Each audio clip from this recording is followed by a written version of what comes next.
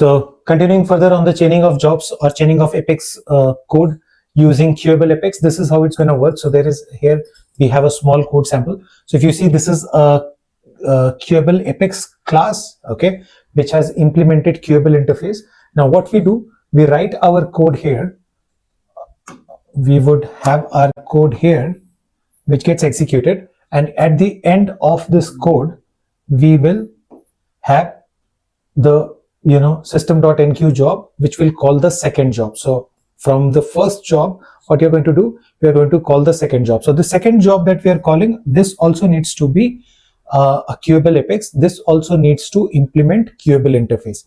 So this ways, what you can do, you can have one Queueable Apex running, and if you want the second Queueable Apex to run right after the one after the first job, then you can do it that way. All right, again, now since it's a Queueable Apex, it does not guarantee that the second job will run immediately after the first job. The method that we have defined here, the system.enqueue job method, the core purpose of this method is to put the Apex code or to put your Queueable Apex class into the job queue. Again, it would behave in the same way. If the system resources are not available, then it is going to wait in the job queue. And the moment system resources become available, at that point of time, it will get executed. All right. A few things for us to understand, in terms of chaining of jobs. So if you're working with your developer edition or any trial organization, usually Salesforce allows that the stack depth of chain to be maximum 5, right? Which means you can have total number of jobs in a chain to be 5. And this is basically only meant for your developer edition, trial orgs, etc., right?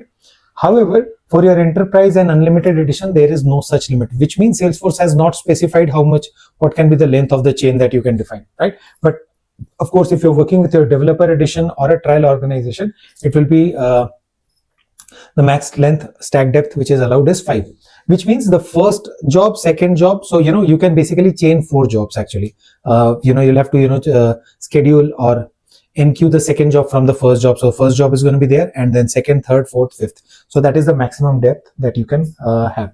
Okay.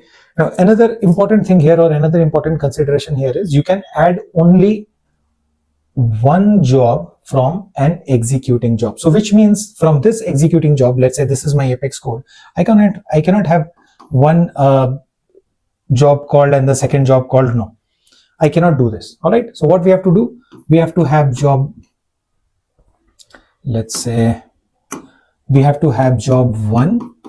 From there I can call job 2. From there I can call job 3. From there job 4.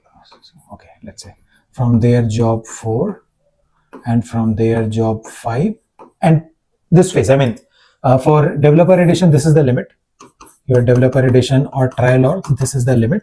Okay, but if it's an enterprise org or your usual unlimited edition, enterprise edition, etc., will not have a limit on this. So you can continue to go this way.